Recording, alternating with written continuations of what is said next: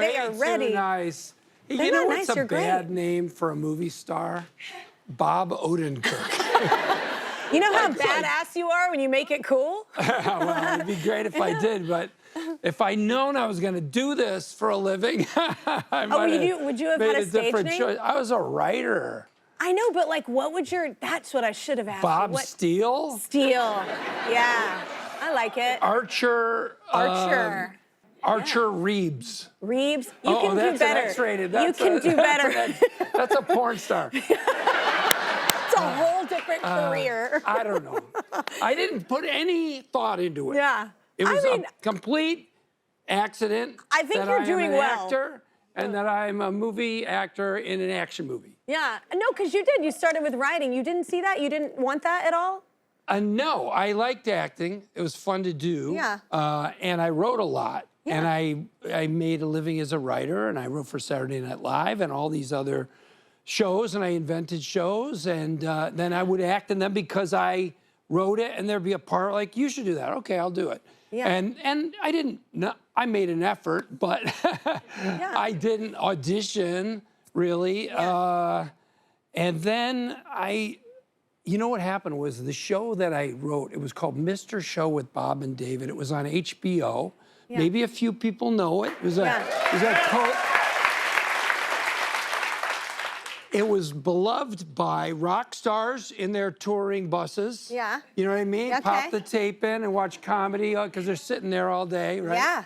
And also liked by writers.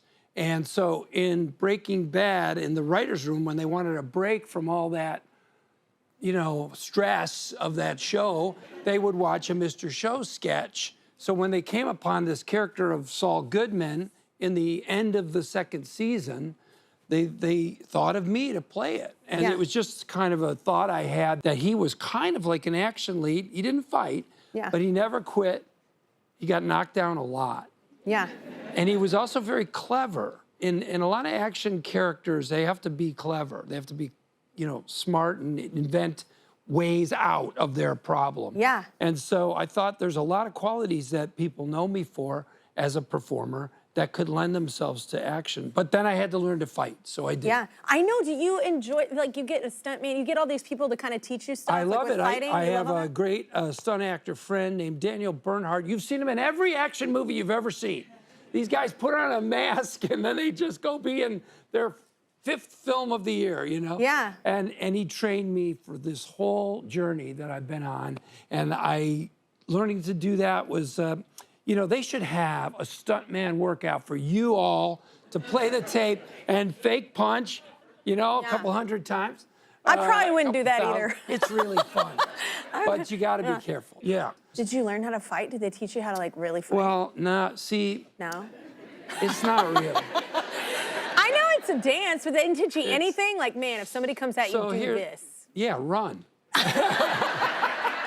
They didn't For need to sure. teach me Smart. how That's to the run. smart answer. Can you set up Normal for us?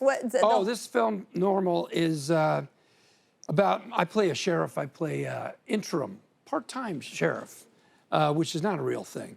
And he's in this town because their previous sheriff died in a mysterious way. And something's wrong. Something's not normal about Normal, which you could have guessed at that, couldn't you? Yeah. And Henry Winkler plays the mayor. Love him. Yeah. He's the nicest guy. And this is what's great about this role in Normal. Henry Winkler is the nicest guy in real life. And that's a bit of a spoiler for our movie.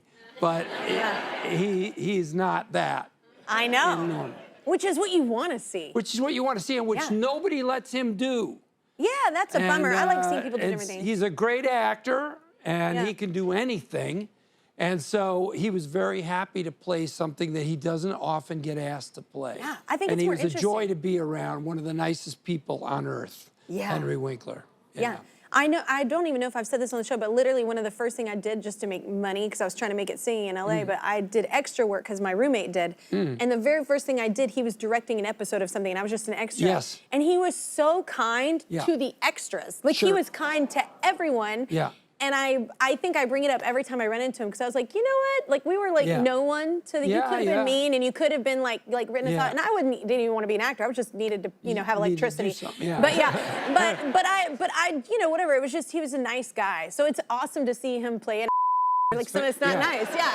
It's really fun to see. Yeah, it might have been a surprise that he knew what he was playing, but still, it was a little like, Henry, go ahead. Yeah. Lean be mean. Yeah. And he did it great. That was a look at his movie.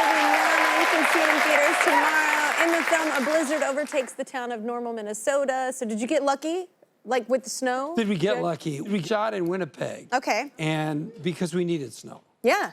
And it was cold enough for snow, but it didn't snow. So we did eventually snow. Trust me. Yeah. It's Winnipeg. But we had to make our own snow for a while. Yeah. But in the end, we pulled it off. We didn't use any CGI. In a way, it feels like an old movie you would have seen in the 70s or 80s. And that's one reason I like that poster that you guys showed. It invokes those old films. And this feels like that old, fun, movie-going experience from, 25 years ago. And for some reason, they stopped making this kind of movie. Yeah. And we made one. And it's really fun. And watching audiences react to it. I saw the movie Weapons last year, and watching that orchestrated reaction, like if you've seen this movie, I will never watch that movie. Is like that movie is a horror movie, so that's a no for me, Bob. Well, not even the sexy Josh Brolin could get me into that. I was like, nope. This is the whole audience is sort of reacting together. No, I do love that, being in even really with comedy or any kind of action film or any like epic film too. I love being in an actual movie where theater. The reaction can be part of the fun. Like a shared a shared thing, and, this movie is definitely that. Like, I've watched it with audiences now. I've never made anything that I like to watch over and over with people, not alone. But like a bunch of people are watching, I want to sit behind them and watch them go, oh no, and laugh. And so it just needs to be a part of that. And that's the filmmaker. That's Ben Wheatley and Derek Kolstad. That's not me. That's not even what I thought I read when I read it. I just thought it was an action film that had this great suspense chapter, like an old Humphrey Bogart movie, the first half hour. And I thought, that's neat because most action films don't bother to have story of any depth or complexity. And this film has this first 35 minutes that's just this mysterious town, and then it explodes and it never stops exploding for the next 45 minutes. I love that experience of like, it's whether it's joy or crying or laughing, and if it's a comedy, whatever the feeling is, I love experiencing that with everyone. And the other thing is it amplifies your feelings, like especially this movie where the violence in it is comical, but initially you're like, oh my God, that's scary. But then when other people start to laugh, you're like, oh no, it isn't. It's ridiculous. Yeah. It's insane. And then you can all relax and start to laugh more and more and see every little thing that we did. Yeah.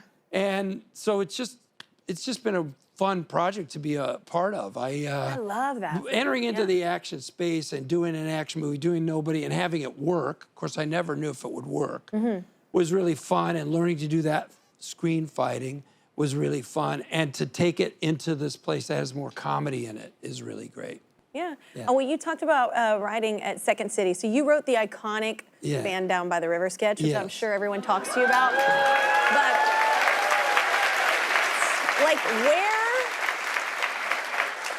like congratulations, first of all. This sketch, I mean, it just...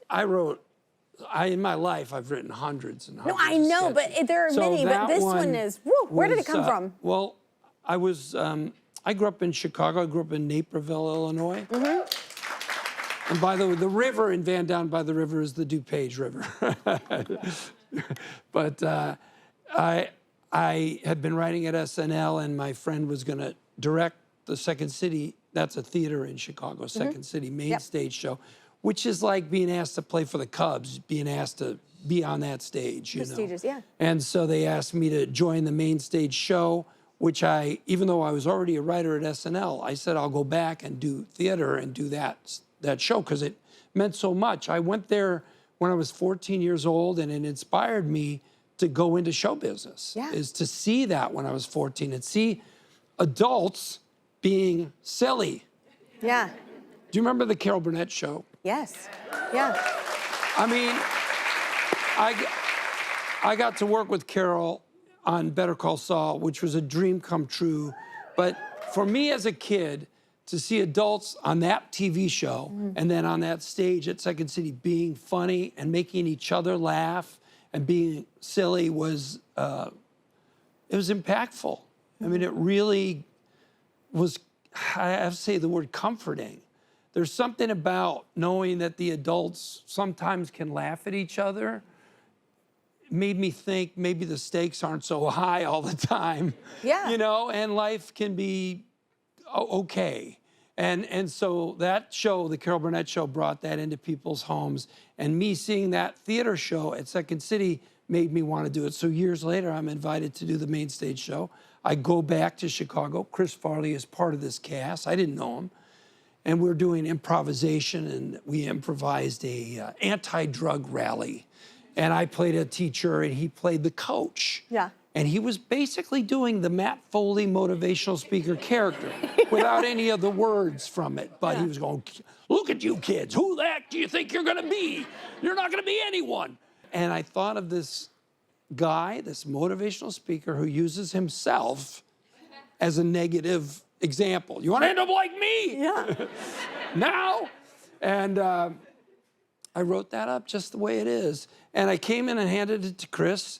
And my daughter, years ago, said to me, what's the most fun you ever had doing show business? And I said, this sketch that I did, which was a motivational speaker, I played the dad at Second City. And every time I did that sketch was the most fun I ever had in show business. What a cool question that your daughter asked that.